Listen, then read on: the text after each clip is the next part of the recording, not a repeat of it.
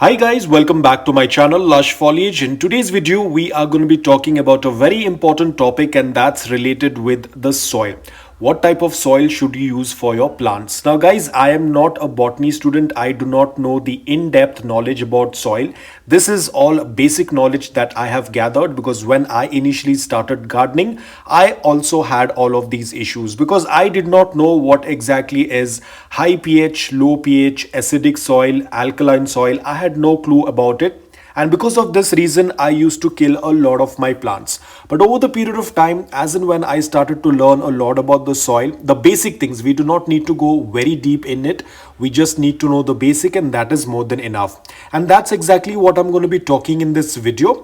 Now, the soil that you're seeing over here, this is the soil that is found in my region. I'm from Bangalore, South India, Karnataka. So this is the type of soil that we have in our region. If you are from a very different city, the soil will change according to your region. Now guys, this soil is kind of red in color and it does not have a high fertility. The soil is not very fertile.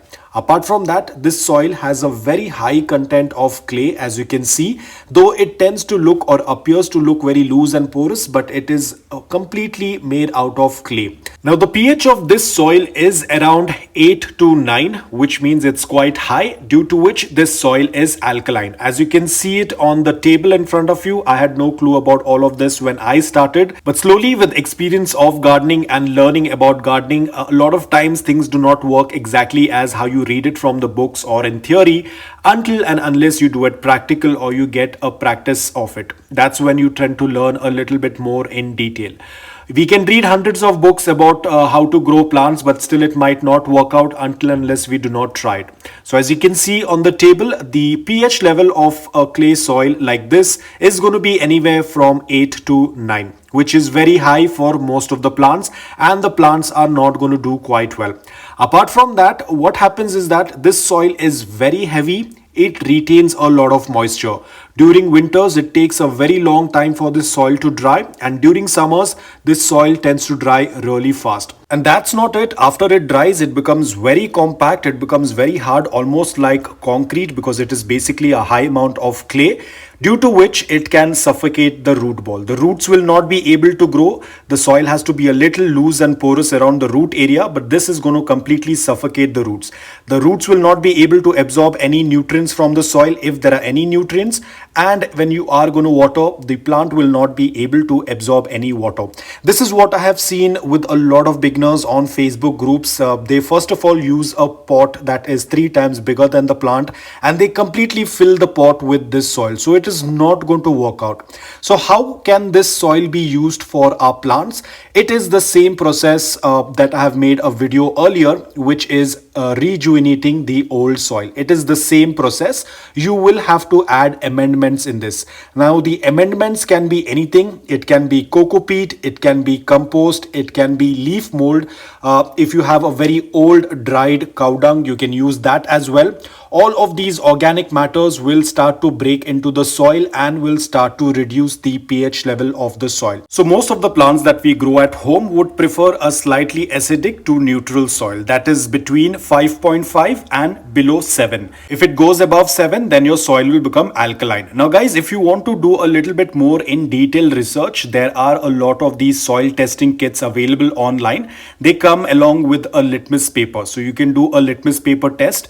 According to that, you will get to know how much of pH is there in your soil. Is it low or is it high or is it neutral? You can check that. Now, because of experience, I do not need to do this. I have been doing this on and off for almost 10 to 12 years. So I am pretty much confident about my soil mix. I exactly know just by looking at the plant if the plant is doing quite well or not. And apart from that, most of the things that I tend to use are organic. Basically my compost tea, which I tend to use, and it tends to work out really well for my plants. So guys, when you get into gardening, just do a little bit of research because it's very important, especially for beginners. As I've said, it is the same process how you tend to rejuvenate the old soil.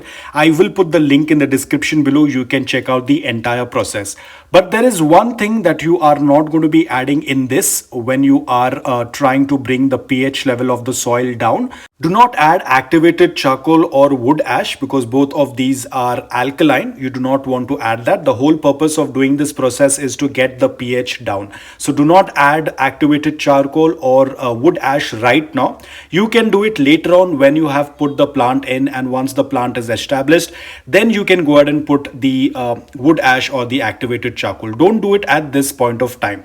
Now guys, ideally what I tend to do is I use this soil mix. I do all the amendments and I keep it aside. But let's say that you do not have space and you do not have time, you already have the plants ready, then what you can do is you can take around 20 to 30% of this soil, and you will have to mix it with the old soil along with leaf mold or leaf compost or regular compost or vermicompost. According to the size of your pot, you can take this and mix it with old soil, but do not only take this soil and mix it with the new plant. You will have to amend it a little bit. So 20 to 30%, depending upon the pot size, you can mix it with your old soil. It will work out really well. So guys, that's all about it. I hope that this video was helpful to you. If it was, please hit the like button. And if you're new to my channel, please consider subscribing to it. Until then, take care, stay safe, and keep planting.